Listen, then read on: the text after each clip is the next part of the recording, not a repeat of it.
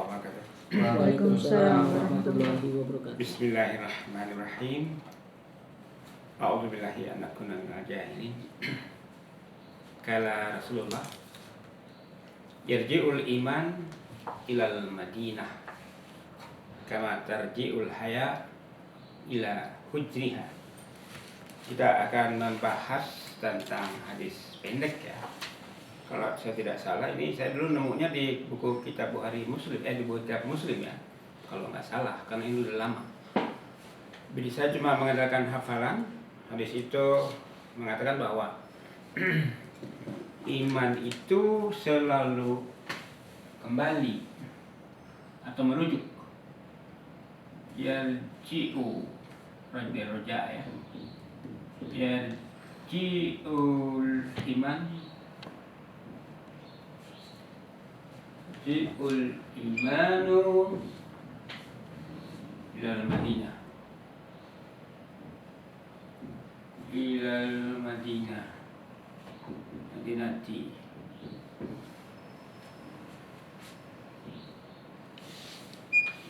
Kama tarji'ul haya. Kama tarji'ul haya.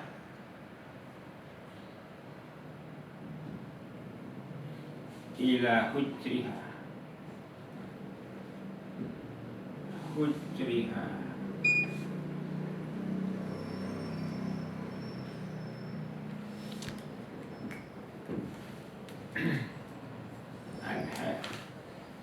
Terjemahan harfiahnya, yarji'u kembali, bisa juga merujuk. Iman itu selalu kembali, selalu merujuk pada Madinah. Ya, saya ulangi.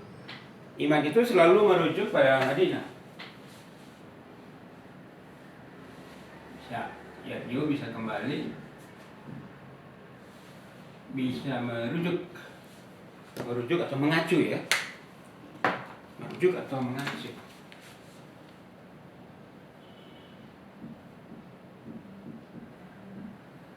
Merujuk, mengacu. Mengacu.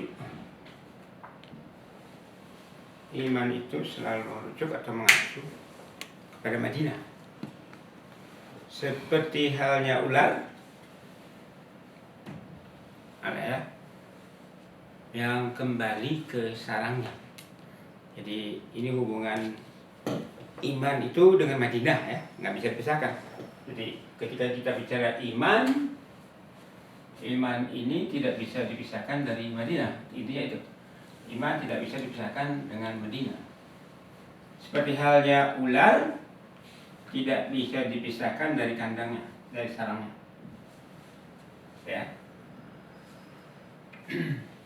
Ya tentu ini sebuah perumpamaan. Sebuah perumpamaan. Bagaimana uraiannya? Mari kita lihat. Pertama kita lihat bahwa benih dari iman itu adalah ilmu ya. Benih dari iman itu adalah ilmu. Jadi ibarat pohon, iman itu benihnya ilmu.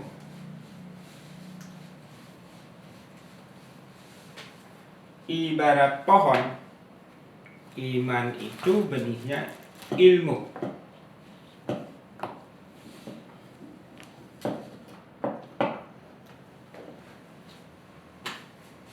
Katakanlah ini pohon misalnya, pohon iman ya, pohon iman.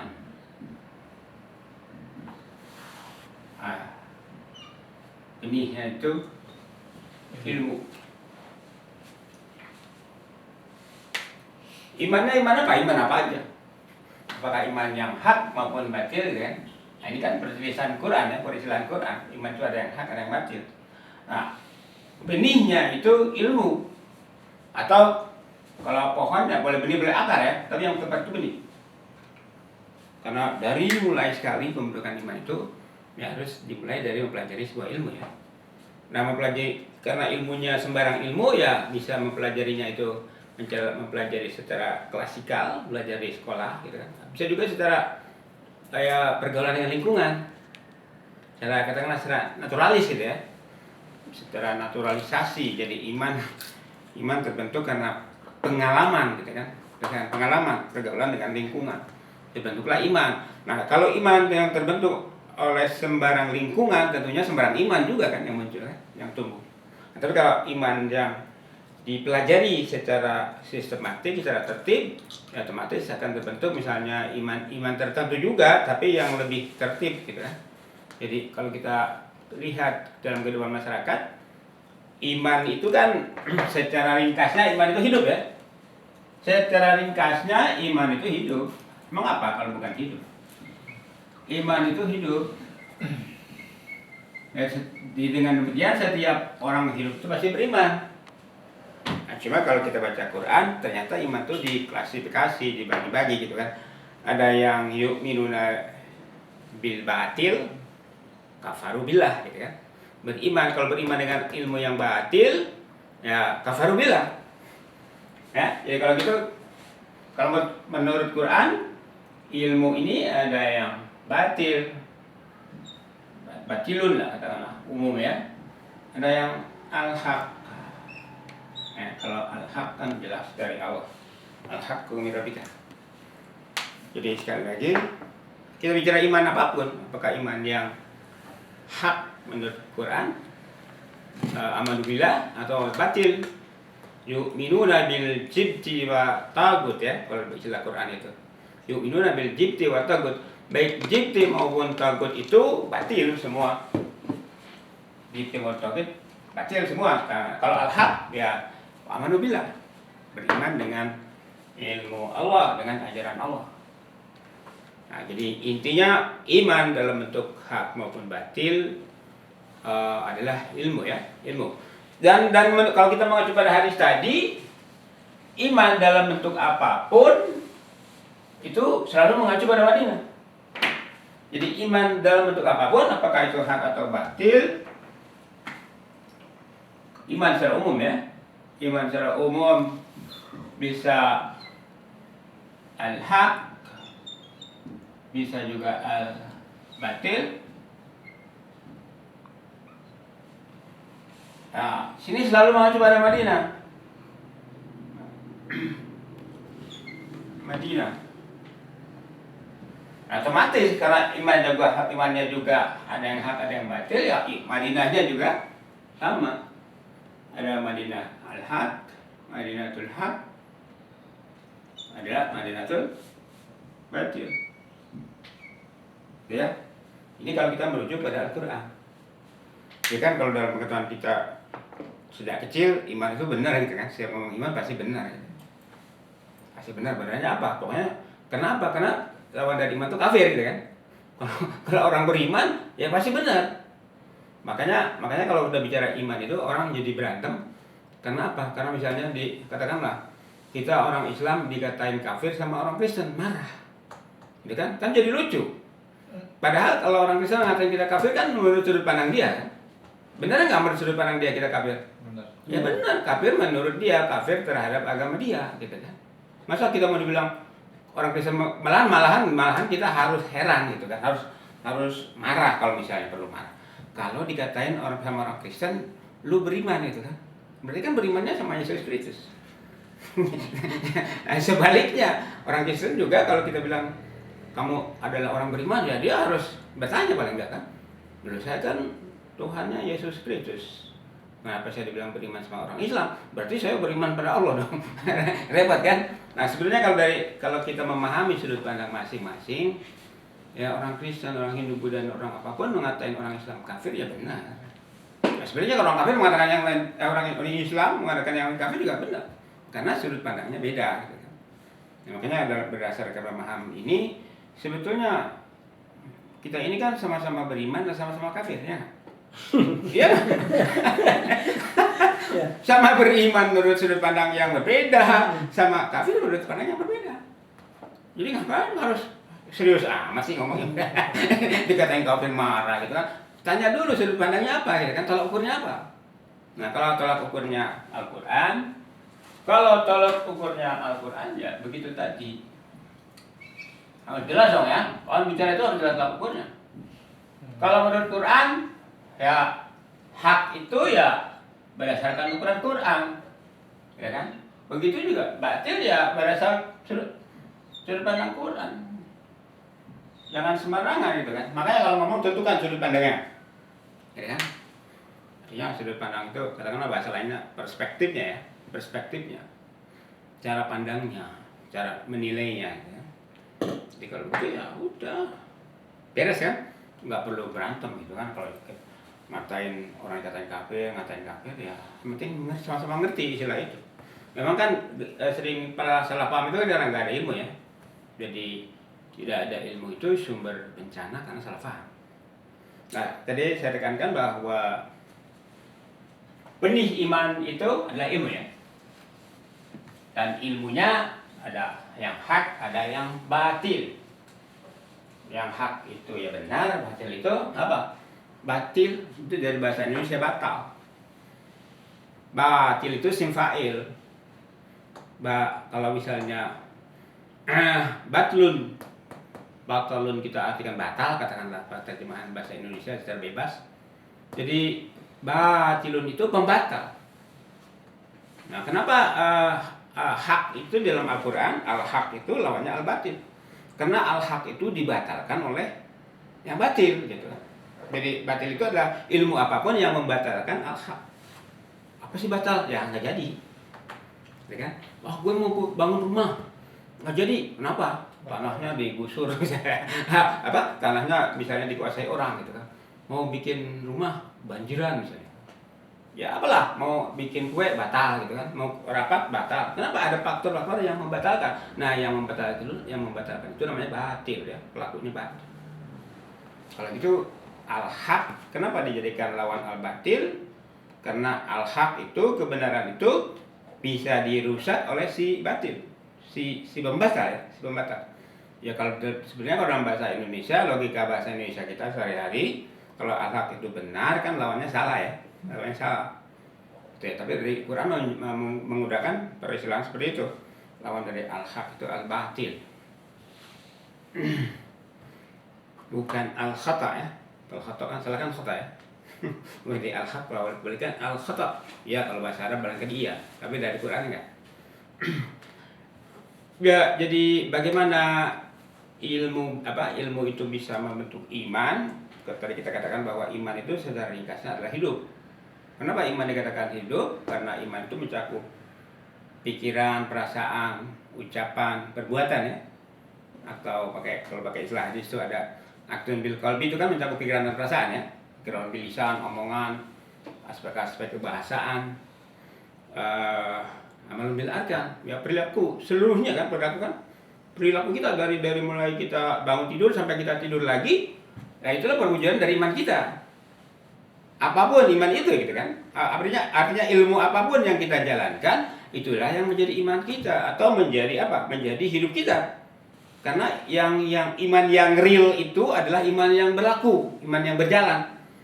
Bukan iman yang berbentuk pengakuan. Kalau pengakuan kan bisa aja saya beriman kepada Allah gitu kan, umumnya kan percaya pada Allah, pada malaikat dan seterusnya gitu kan. Tapi kan dalam perilaku kita berbuat apa-apa, Allahnya taruh di mana?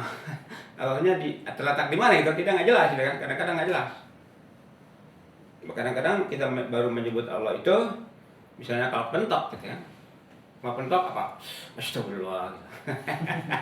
Kalau mau kawin, wah, asyhadu la ilaha illallah, gitu kan? Tapi setelah kawin ya udah masa berdoa aja, Allahnya nggak dibawa-bawa.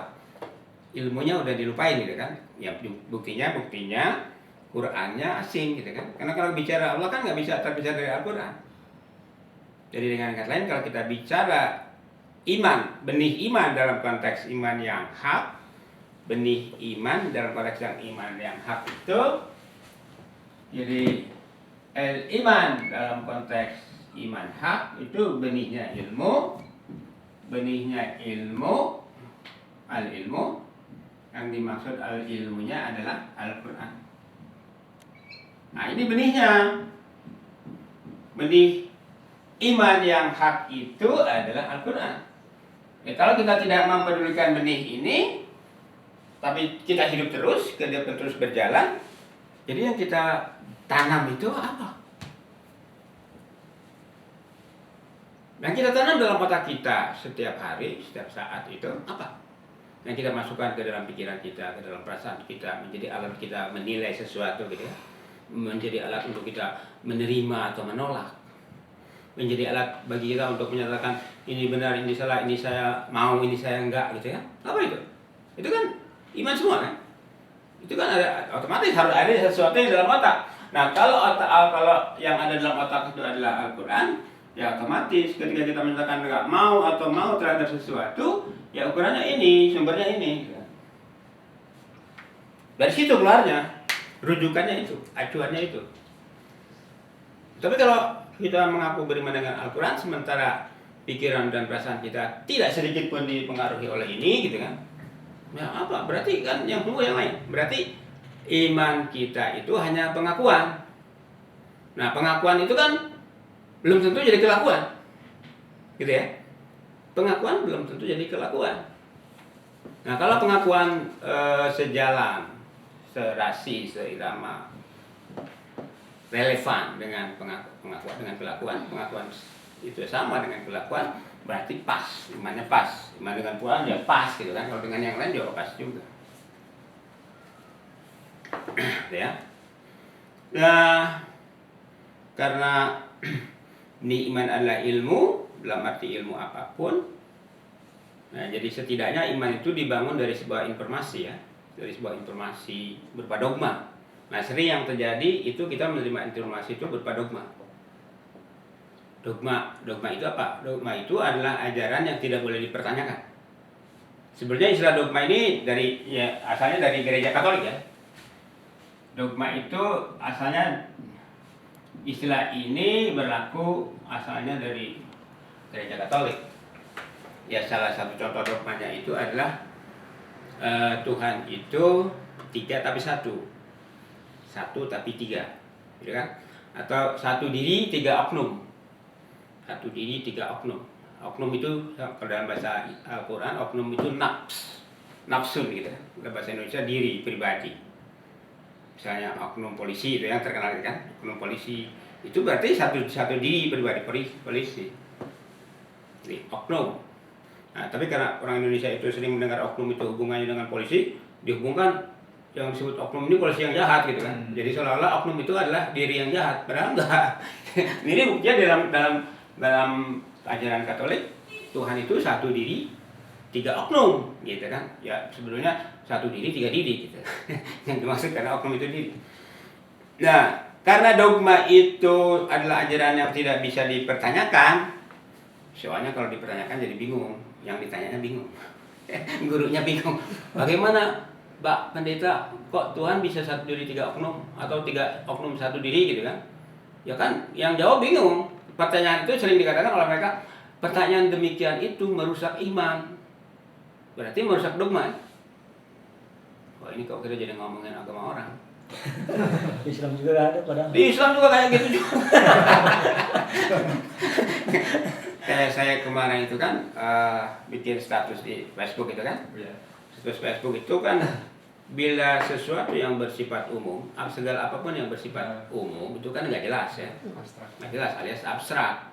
Kalau kita menyebut polisi itu kan abstrak, baru jelas kalau kita sebut oknum polisi, apalagi dengan namanya gitu kan, misalnya PG gitu kan, udah nggak jelas. Tapi kalau cuma polisi gitu nggak jelas. Begitu juga KPK. Kalau kita nyebut oknum KPK, BW, ya itu jelas. BW itu bukan black and white. Begitu juga rakyat kan, rakyat itu banyak sekali rakyat. Nah kalau kita menyebutnya si Bejo, gitu kan, itu jelas. Oke ya, jadi, nah kebetulan ada teman cewek itu pernah ngaji sama saya.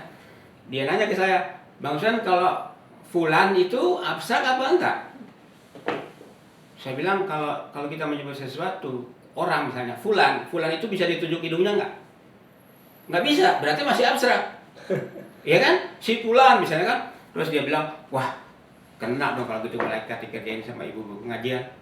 Apa? Gimana maksudnya apa? Dia bilang ibu-ibu pengajian ngerjain malaikat. Ya kalau misalnya kita kirim Al-Fatihah untuk si fulan misalnya kan malaikat susah nemuin fulannya yang mana. Iya. Jadi al-fatihah ila fulan gitu kan. Ya, malaikat kalau dia misalnya malaikatnya muncul di berojak gitu kan, yang mana yang dimaksud? Pada kabur semua gitu. Gitu ya. Jadi dogma itu bukan hanya ada di dalam agama lain, ternyata di dalam agama kita juga gitu kan. Tapi yang kita perlu tanya itu, apa iya benarkah Al-Qur'an itu berisi dogma gitu kan? Benarkah Al-Qur'an berisi dogma? Karena Al-Qur'an itu jelas ada ayat yang mengatakan wala taqfu ma laisa laka bihi ilmun ya. Surat Al-Isra 36 itu kan. Jangan menetapi, membeku, statis, mengambil ketetapan, keputusan berdasarkan sesuatu yang Anda tidak ketahui secara ilmiah gitu kan. Kalau belum tahu secara ilmiah ya jangan ambil keputusan dulu. Nah, itu Quran. Jadi dalam Quran itu boleh dikatakan tidak ada dogma. Karena segala sesuatu yang katakanlah kita percayai di dalam Quran itu harus jelas, harus masuk akal. Itu Quran ya. Jadi sebetulnya di Quran itu tidak ada dogma. Jadi kalau nanti Anda menemukan dogma dalam Quran, tolong kasih tahu saya ya. Nah, kebanyakan kita membentuk iman dari dogma. Pokoknya percaya gitu kan. Percaya, nggak percaya kafir gitu kan. Gitu kan? Itu kan saya dulu saya kenal dulu seorang mubalik khatib itu kalau ngomong apa dikit-dikit percaya syukur, nggak percaya kufur gitu kan. Udah gitu, pokoknya modelnya kayak gitu aja. Ngomong apapun, ente percaya syukur, nggak percaya kufur. Padahal omongannya belum tentu benar gitu. Nah, jadi ya, yang perlu diperhatikan itu iman atau kepercayaan itu menurut pandangan umum itu bisa berlaku turun-temurun. Nah, kalau sudah berlaku turun-temurun ini jadi tradisi. Jadi tradisi atau dengan kata lain tradisi itu kan dalam bahasa Qur'annya, bahasa hadisnya tradisi itu kan sunnah ya. Iya. Dalam bahasa Quran dan hadis tradisi itu sunnah.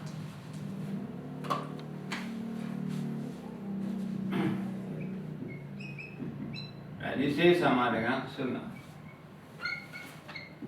Nah, kembali kalau kita mengacu pada Quran hadis, sunnah ini juga ada dua.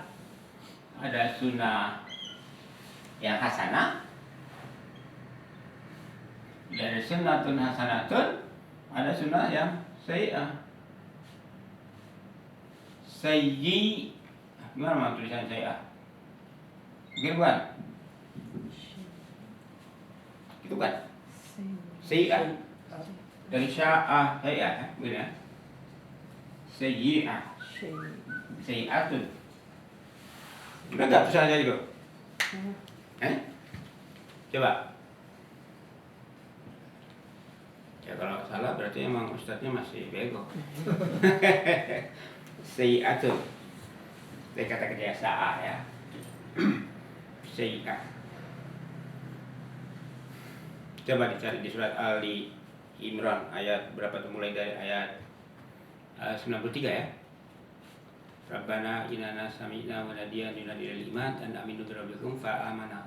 Rabbana faghfir lana. Apa? Coba terusin. Nah, faghfir ana sayyi'atina. Gimana coba lihat sayyi'atnya biar tepat. Surat Ali Imran antara 93 sampai 94. Jadi supaya tidak tulisannya supaya jelas ya. Coba cepat nyarinya.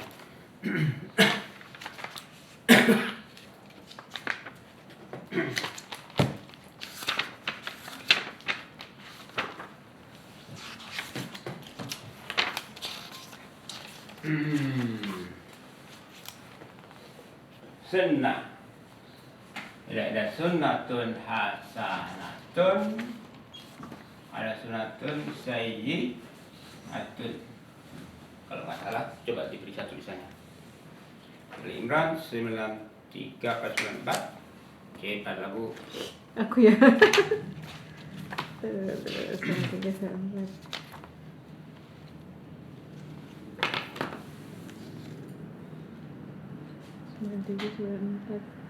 Kafir anna sayyi'atina. Doa. Doa. Robbana. Doa sayyi'at. Enggak. Tadi apa? Robbana. Rabbana atina. Apa Rabbana atina? Robbana innana. Coba sayyi'atnya, saya gimana tulisannya? Belum ketemu ayatnya dulu. Kafir anna sayyi'atina. tawaffana ma'al abrar. Itu kan sudah jadi doa pengajian kita itu. Ada? Bukan 93 kali bang. 93 sampai 94 dicoba dicari, masa nggak ketemu sih? 93 itu Rabbana inna sami'na munadiyan yunadi lil iman an aminu bi rabbikum fa amana rabbana. Mana?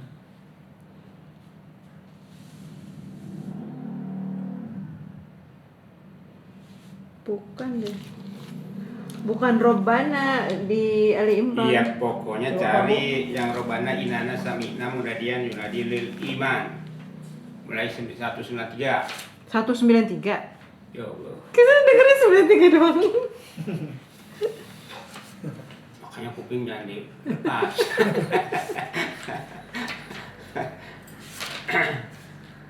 Ya, sudah ketemu?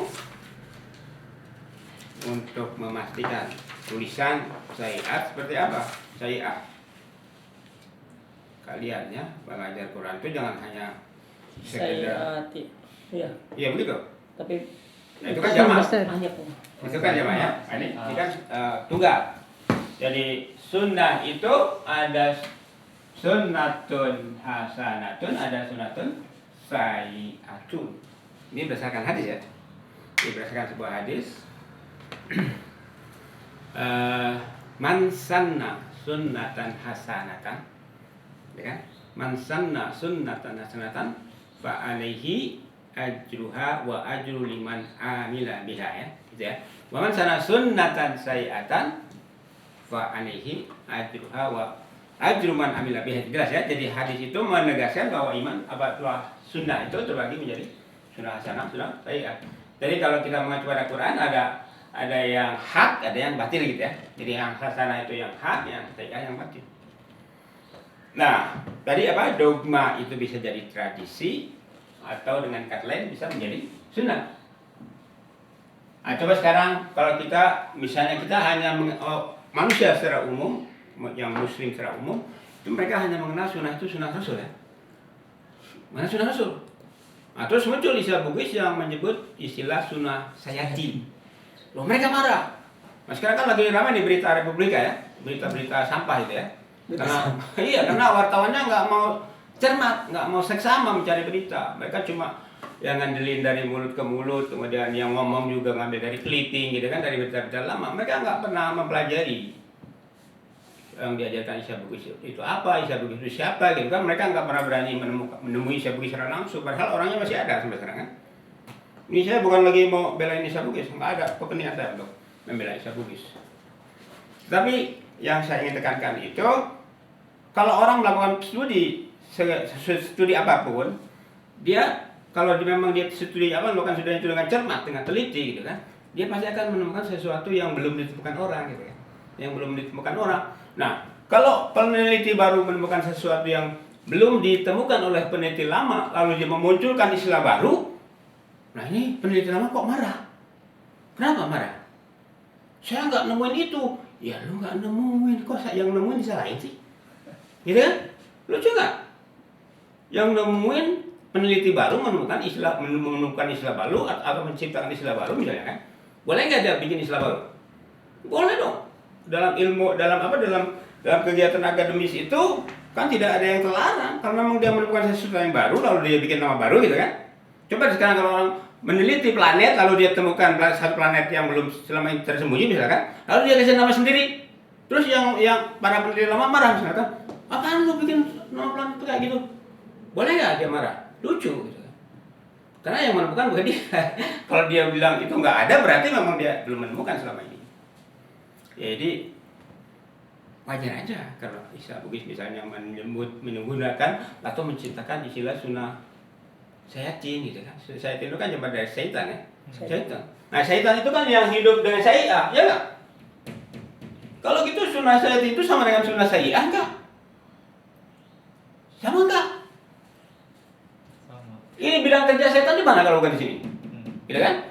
Berarti setan menciptakan sunnah sayyi'ah enggak? Sunnah sayyi'ah itu kalau di Ali Imran tadi ayat berapa? 194 ya. Kalau di Ali Imran ada sayiat dan kita ini juga nih. Coba. Sekarang kalau kita minta kafir boleh nggak? Minta kafir boleh nggak? Ya Allah kafirkan saya, boleh nggak? Nggak boleh. Coba bilang, itu di surat Al-Imran, kafir anna sayiatina. Jadikanlah saya orang kafir terhadap keburukan saya. Berarti kita boleh berdoa minta kafir kan? Ya. Masa doa minta beriman dulu? Quran mengajarkan kita berdoa supaya minta kafir.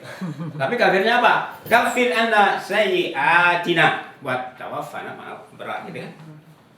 Jadi jangan terpaku pada hasil-hasil penelitian lama yang ternyata belum tuntas gitu kan. Nah ini yang melakukan penelitian belum tuntas, apalagi dia nggak melakukan penelitian apa-apa, cuma ngutip doang pendapat orang lain. Ulama zaman dulu ngomong begini, gini kan, terus mengatakan ulama salah sampai entah ulama apa, sampai ulama yang paling qadim gitu kan. Qadim itu memang baru ya. Ulama yang paling baru itu siapa sekarang? Misalnya Ulil Absar gitu kan. Iya nggak? Boleh nggak Ulil Absar dibilang alim? Boleh, menurut kelas dia gitu kan. Alim dalam bilang apa? Ya dalam bidang liberalisme. Sehingga dia menciptakan Islam liberal gitu kan. Ya. Nah, kalau kita berdoa, Rabbana kafir ana sayiatina, kafirkan saya terhadap keburukan-keburukan yang ada dalam diri saya gitu kan. Ini kan satu isyarat supaya kita memerangi keburukan-keburukan dalam diri kita gitu kan. Dengan apa coba? Kalau kafir ana berarti kan minta kafir terhadap yang saya, berarti minta beriman kepada yang hasanah. Jadi sekali lagi ya, intinya bahwa sunnah itu ada yang hasanah, ada yang sayyi'ah. Dan setiap sunnah ini ada tokoh. Setiap sunnah itu ada tokoh. Karena apa? Karena di dalam hadis itu ada kata man.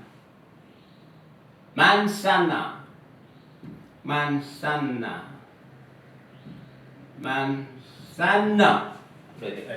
itu apa? Orang yang membuat sunnah.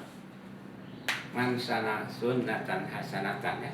Mansana sunnatan sayyi'atan. Berarti ada tokoh.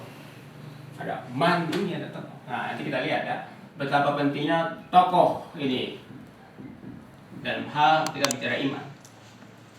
Tokoh panutan maksudnya. Jadi saya ulangi bahwa dogma kepercayaan bisa jadi tradisi atau dengan kata lain tradisi itu jadi sunnah. Nah, nanti sunnah itu, tradisi itu terus berkembang turun temurun sehingga akhirnya menjadi apa? Menjadi kebudayaan, menjadi budaya, menjadi adab. Nah, dari budaya lahir kata kebudayaan, dari adab lahir kata peradaban. Apa beda kebudayaan dan peradaban?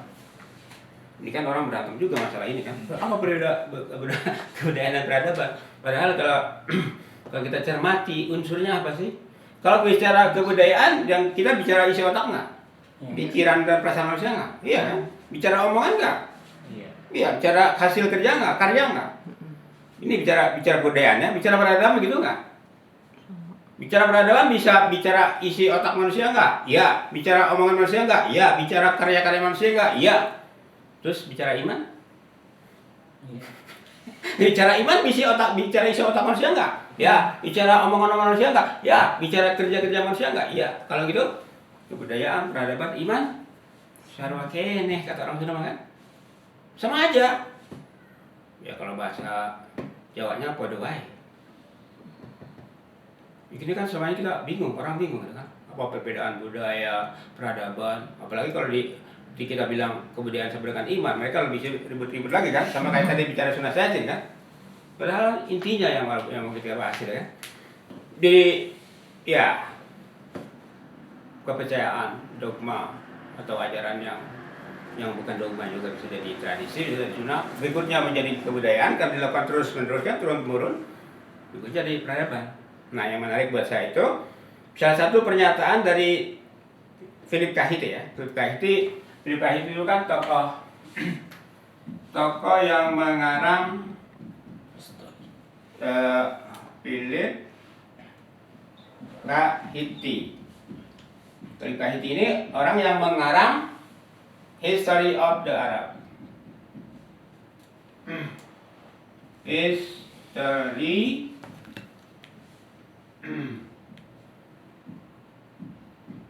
of Arab atau sering diterjemahkan menjadi sejarah bangsa Arab.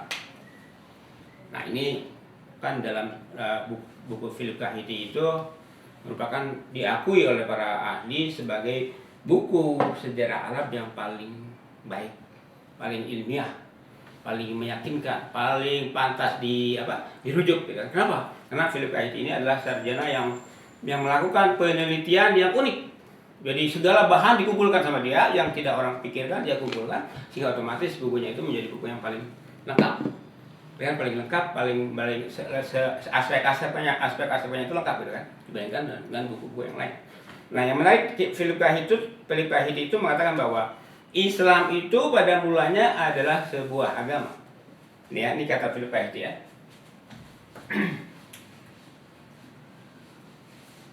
Ini adalah kata kita bicara tadi kebudayaan atau peradaban ya.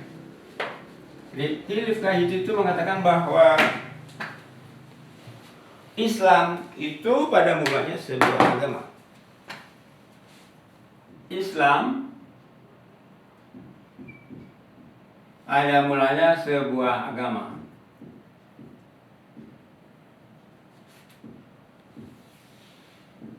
Kemudian Islam itu menjadi negara.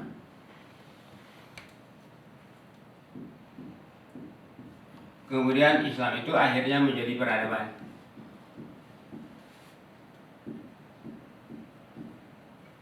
Coba kita perhatikan. Islam yang dia maksud Islam itu apa sih? Islam itu sesuatu yang bersumber dari Al-Quran. Coba, kalau Islamnya diganti dengan Quran gimana? Quran melahirkan agama, katakanlah agama itu din ya, melahirkan din, kemudian menjadi negara, akhirnya menjadi peradaban. Kalau gitu peradaban itu bersumber dari apa? Bersumber dari Quran, sebuah kitab.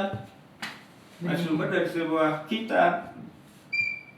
Apa sih kitab ini kalau diterjemahkan secara bahasa kita sekarang? Buku gitu kan? Ya nggak? Kalau gitu peradaban itu benihnya apa? Sebuah buku. Nah, tadi kita ngomong iman, benihnya ilmu. Ilmu ada di mana? Jadi gampang kan maksud apa itu peradaban, apa itu kebudayaan, atau apa itu iman. Semuanya tuh setali 3 uang. Iya kan? Sama gitu kan. Intinya, apa yang sama intinya? Nah, ada lagi yang menarik itu ketika saya membaca bukunya Toynbee, Study Officer ya. Study Officer atau apa lupa saya namanya. Tapi bukan lengkap, bukan buku lengkapnya, saya baca versi ringkasannya, itu ada cukup tebal juga versi ringkasannya itu. Jadi lebarnya kira-kira lebar laptop, tebalnya ya tebal inilah katakan. Tebal ini. Nah, di situ yang menarik buat saya itu bukan pendapatnya Toynbee sendiri, tapi pendapat ahli lain, cuma saya lupa namanya, yang mengatakan bahwa apa perbedaan kebudayaan dan peradaban? Dia bilang kebudayaan peradaban pada hakikatnya adalah kebudayaan yang ada di kota. Jadi kalau ngomong kebudayaan itu konteksnya kampung gitu ya, kampung atau ya bukan kota lah intinya. Sedangkan kebudayaan peradaban itu konteksnya kota. Jadi kalau kita ngomong sesuatu yang dibikin di kota, kehidupan model kota itu peradaban. Tapi kalau kehidupan model kampung itu adalah kebudayaan. Ya, tapi kan intinya tetap sama. Sama dalam arti apa? Dalam arti kita bicara tentang cara berpikir manusia gitu kan, cara berbicara manusia, cara berperilaku manusia. Itulah kebudayaan, itulah peradaban. Dan kembali itu intinya adalah dari sebuah ilmu. Jadi buku ini boleh kita pahami sebagai informasi, ya. Boleh kita pahami sebagai ilmu. Nah, kalau informasi kan bisa kita terima dari siapa aja ya, bukan hanya dari buku, bisa dari nenek moyang, dari guru kita, dari teman kita, dari lingkungan pergaulan kita. Jadi intinya adalah ketika bicara iman, kebudayaan dan lain-lain, itu ada apa? Ada input, ya, ada input, ada masukan ke dalam otak, ada output ya. Ya. Jadi ada yang masuk, ada yang kedua. Masuknya lewat jalur mana? Ya dari buku, kita baca buku. Dari lingkungan, dari guru, dari siapapun. Itulah yang menjadi isi kepala kita, yang menjadi ucapan-ucapan kita sehari-hari. Kita memaki, kita memuji, kita berwacana. Nah, itu kan sumbernya dari informasi yang masuk. Jadi tetap aja ya, bicara ilmu, budaya, iman, peradaban, budaya, intinya adalah sebuah ilmu ya. Benihnya adalah sebuah ilmu atau informasi yang masuk ke dalam otak kita, menjadi input bagi otak kita. Ya. Nah, yang berikutnya tadi sudah saya singgung sedikit. Ilmu itu dihidupkan oleh figur. Ya. Ilmu itu dihidupkan oleh figur. Figure. Itu ambil bahasa Inggris ya. Bahasa Indonesianya figur itu apa? Figur itu peran. Peran tokoh. Tokoh. Nah, figur itu tokoh. Figur itu jadi apa? Tadi ilmu dihidupkan oleh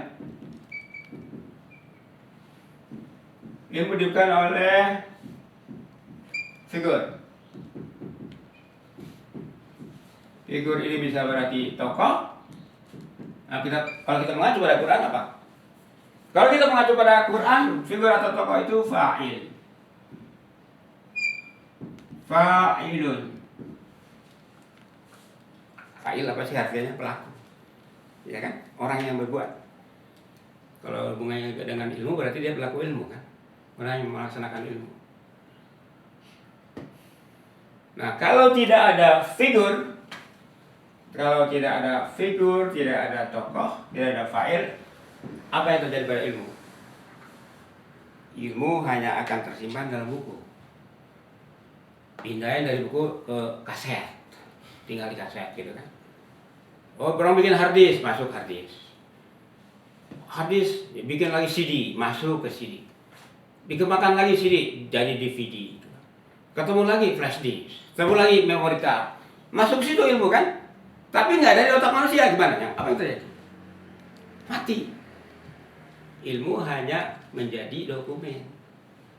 Apa dokumen?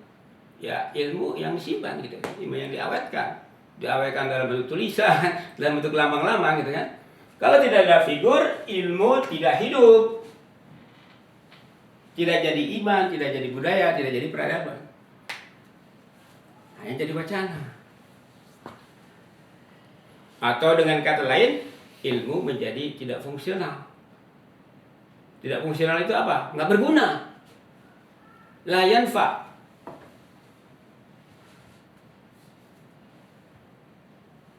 Jadi apa? Iman berpangkal pada ilmu ya. Ilmu tidak hidup kalau tidak ada tokoh, tidak ada figur, tidak ada fa'il. Ya kan kalau kita ngomong beriman, kita yang perlu dipertanyakan pada diri kita itu, kita jadi fa'il dari ilmu apa? Ya nggak? Dari kita ini fa'il dari ilmu apa? Kalau saya orang beriman gitu kan, lu fa'il dari ilmu apa? Ini kalau ditanya kepada para kiai sekarang barangkali, para kiai dulu, para kiai sekarang ya. Bapak, ini fa'il dari ilmu apa? Lu nanya apa nih? Gue bingung. Pelaku dari ilmu apa? Ente ngomong istilah apa nih? Dari Quran, Pak. Kalau Bapak baca Quran, ayo kita periksa. Pak, di Quran itu ada apa? Yauma natwis sama kataisi jilid kutub. Kama bada. Kama bada. Nah, badana apa bada? Kama badana awala khalqin nu'idu inna kunna fa'ili. Allah pencipta fa'il. Fa'il dari apa? Fa'il dari berbagai ilmu, termasuk fa'il dari Quran. Nah, para fa'il yang utama, para tokoh utama di dalam Al-Quran itu adalah apa? Tokoh utama di dalam Al-Quran itu adalah para tokoh utama dalam Quran adalah apa, Mam? Para tokoh utama dalam Al-Quran adalah apa? Para tokoh utama dalam Al-Quran apa? Masih barang nggak tahu? Rasul. Rasul. Para nabi dan Rasul. nabi dan rasul. Ini para tokoh utama dalam Al-Quran. Artinya tokoh utama dalam hal pembangunan iman yang hak. Pembangunan iman, kalau iman itu disetarakan dengan kebudayaan atau peradaban, berarti para nabi ini adalah para tokoh utama dalam pembangunan peradaban yang hak. Peradaban yang hak itu gampangnya peradaban yang bersumber pada wahyu ya. Pada ilmu yang berasal dari ilmu Allah. Nah terus para pengikutnya apa? Kalau mereka tokoh utama, para pengikutnya tokoh apa? Peran pembantu. Pemeran pembantu ya. Peran pembantu itu apa?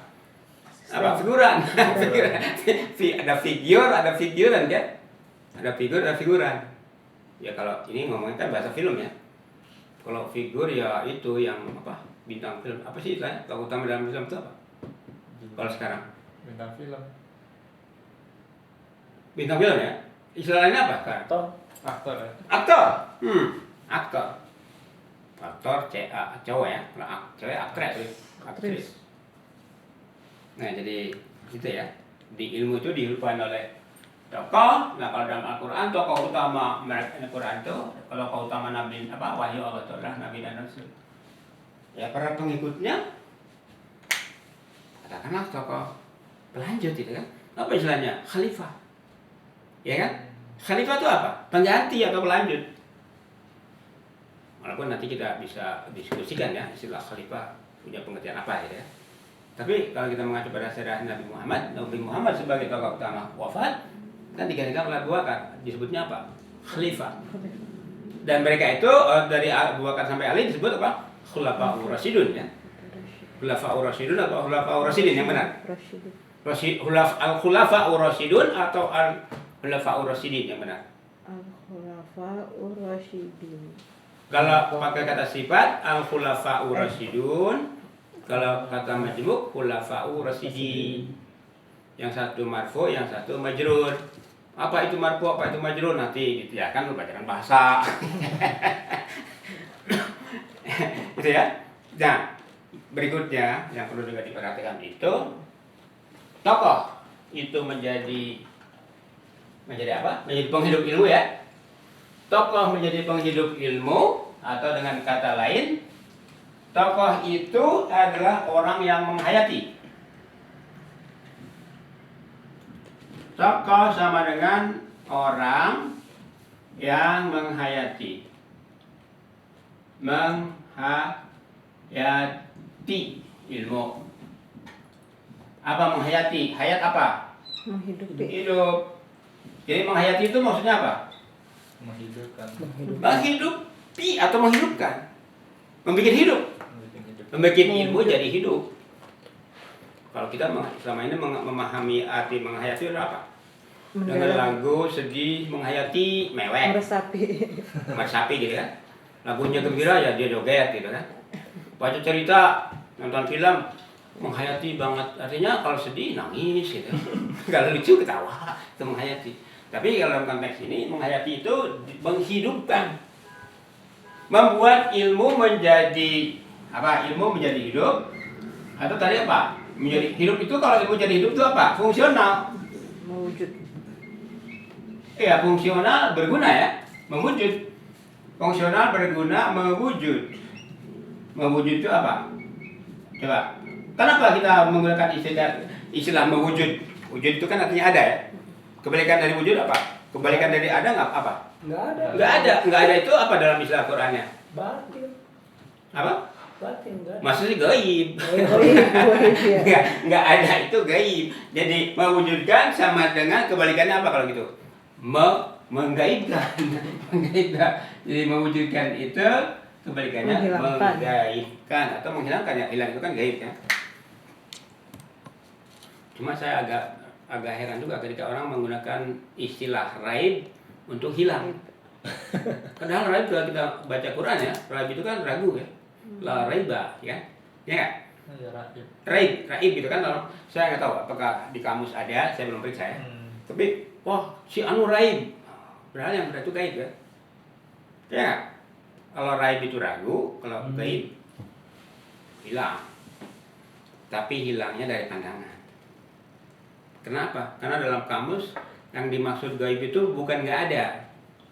Yang namanya gaib itu ada, tetapi hanya dalam pikiran. Gitu ya. Jadi perlu dipahami bahwa gaib itu bukan nggak ada. Gaib itu hanya ada dalam pikiran. Kalau dalam sebuah kamus bahasa Inggris itu yang namanya gaib atau abstrak itu exists only in the mind. Kayak kenangan. Apa? Kayak kenangan gitu. Kayak apa? Kenangan. Apapun yang Ada ada yang dalam jangan. pikiran, apapun yang ada dalam pikiran itu semua gaib. Kenapa? Karena nggak kelihatan, nggak bisa dipegang, nggak bisa dilihat. Itu yang dimaksud pengertian gaib yang pertama kan itu. Tidak bisa dipegang, tidak bisa dilihat gitu ya. Tapi adanya di mana? Dalam pikiran. Berarti apakah kenangan, ingatan, konsep, teori, apapun ya yang ada dalam pikiran itu semuanya gaib. Nah, yang perlu kita pahami itu Al-Quran menggunakan istilah gaib itu dalam konteks iman. Yu'minuna bil ghaib. Apakah beriman pada makhluk yang nggak kelihatan? Pertama kan pada Allah, pada malaikat, pada rasul, pada kitab, pada yaumil kiamah dan seterusnya. Itu kan gaib semua, ya. Iya. Allah gaib, malaikat gaib. Gaib dalam arti apa? Nggak ada. Dalam arti tidak terlihat, tidak bisa dipegang, tetapi ada dalam pikiran. Berarti apa? Adanya dalam bentuk apa? Adanya dalam bentuk konsep, adanya dalam bentuk informasi, adanya dalam bentuk teori, adanya dalam bentuk ilmu. Jadi kalau gitu yang gaib itu apa? Yang bersifat konsep, yang bersifat teoritis, yang bersifat ilmu itu semua gaib. Kalau gitu yu'minuna bil gaib apa? Kalau dalam konteks Al-Baqarah. Yu'minuna bil gaib itu sama dengan yu'minuna bima unzila ilaika. Apa? Apa yang unzila ilaika? Al-Quran. Kalau gitu al-gaib itu apa dalam konteks ayat itu? Al-gaib itu Al-Quran. Jadi yu'minuna bil gaib itu beriman dengan Al-Quran, berpandangan, bersikap hidup atau hidup berbudaya, berperadaban dengan Quran. Nah sekarang kalau kita beriman kepada Allah, percaya pada Allah, mau ngapain? Percaya aja. Oh Allah mengutus malaikat, bawa apa? Bawa kita, diterima sama siapa? Sama Nabi. Sampai ke kita enggak? Enggak. Terus mau berbuat apa? Coba percaya pada Allah, oke, percaya pada malaikat, oke, percaya pada kitab, oke, percaya pada Nabi, oke. Nabi menyampaikan apa? Oh, pokoknya percaya aja. Kalau pokoknya percaya aja, lu berbuat apa? Ya serah gue. Iman urusan pribadi, ya kan? Agama urusan pribadi. Urusan pribadi, lu kitab dikemanain? Emang kitab bisa beriman bisa sendirian? Kalau pakai kitab, gak bisa. Jadi jelas ya, al-gaib itu salah satu pengertiannya bisa ilmu dan bisa sebutan lain untuk Al-Quran. Jadi yu'minuna bil gaib itu yu'minuna bima unzila ilaika wa ma unzila min qablik. Beriman dengan Al-Quran termasuk beriman terhadap kitab-kitab sebelum Quran. Karena yang sebelum Quran itu nggak ada, ya otomatis dengan Quran aja gitu kan. Nah, kenapa yang dulu disebut-sebut? Ya berarti yang sekarang itu ada hubungannya dengan yang dulu gitu. Hubungannya dalam hal apa? Ya dalam hal sama-sama wahyu. Gitu kan? Bener apa? Gampang nggak? Apa persamaan Al-Quran dengan Injil? Sama-sama wahyu. Terus sama-sama dari Allah. Terus ya sama-sama mengajarkan ini hak ini batil, gitu kan? Sama-sama mau diwujudkan jadi iman, sama-sama mau kita hidupkan, mau kita fungsionalkan, mau kita wujudkan menjadi apa? Peradaban, menjadi iman, menjadi budaya. Gitu ya. Jadi kembali apa poinnya itu? Poin yang pertama, iman itu berbenih wahyu, kemudian berbenih ilmu. Ilmu itu dihubungkan oleh tokoh ya. Ilmu itu dihubungkan oleh tokoh. Dan tokoh utama dalam Quran itu para nabi dan para rasul. Nah, kenapa mereka menjadi tokoh utama itu? Apa bedanya dengan tokoh yang lain? Apa? Ini perlu diperhatikan. Bedanya para nabi dengan tokoh-tokoh yang lain, katakanlah Nabi Muhammad. Apa beda Nabi Muhammad dengan Abu Bakar, Umar, Utsman, Ali? Sama-sama mukmin bukan? Sama. Ya. Nah, bedanya itu Nabi Muhammad bisa jadi uswah. Nabi Muhammad bisa jadi uswah. Bisa jadi contoh, bisa jadi teladan. Teladan utama. Terus orang kan nanya, lah kalau Nabi Muhammad bisa jadi contoh, Abu Bakar bisa jadi contoh enggak? Bisa. Tapi kata Rasulullah, sahabat-sahabatku itu seperti bintang. Siapapun yang kalian ikuti tidak akan sesat. Nah kalau Abu Bakar, Umar, Utsman seperti bintang, Nabi Muhammad seperti apa? Seperti apa? Ya kalau kata nyanyian Barzanji mah anta samsun anta badrun anta nurun fawqa nuri gitu kan? Teneneng. Apa itu artinya? Kamu adalah matahari, adalah bulan, adalah sinar di atas sinar atau cahaya di atas cahaya kan gitu ya? Loh, berarti kan kalau misalnya dia matahari dibandingkan bintang Ya. kecilan bintang gitu kan? Berarti ya tetap aja yang jadi uswah harus Rasul. Yang jadi uswah itu harus ar-Rasul. Yang jadi uswah harus ar-Rasul. Itu sebabnya para nabi dan rasul disebut tokoh utama tadi ya. Jadi itu kenapa? Karena kita nggak boleh kalau misalnya uswah itu kita artikan pola. Ini terjemahan bebas. Boleh nggak pakai banyak pola? Nggak boleh. Karena kalau banyak pola akan terjadi perubahan. Perubahannya sedikit demi sedikit gitu kan. Ya saya pernah coba dulu misalnya potong kayu. Misalnya saya mau bikin sesuatu, polanya ini gitu kan. Ukurannya ini, potong kayu. Ukurannya ini, oke. Terus kalau misalnya polanya pakai ini terus, hasilnya sama. Tapi kalau misalnya ini pola potong, nanti ini taruh yang baru dipotong jadikan ukuran terus itu makin lama makin tambah. Ada kurang nih lama. Ya bisa kurang bisa nambah. Itulah gunanya pola. Pola itu harus jadi ukuran. Kan ada orang yang mengatakan bahwa uswah itu ilmu. Salah. Ilmu bukan uswah, ilmu itu konsep. Kalau uswah itu harus manusia, harus orang. Karena itu ini. Coba sekarang kalau kita baca Quran, malaikat rasul bukan? Rasul. Malaikatun rasul. Kalau menurut Quran ya. Manusia Nabi Muhammad manusia apa malaikat? Manusia. Insan. Nah, yang bisa jadi pola hanya ini, yang bisa jadi uswah hanya insan. Malaikat nggak bisa jadi uswah.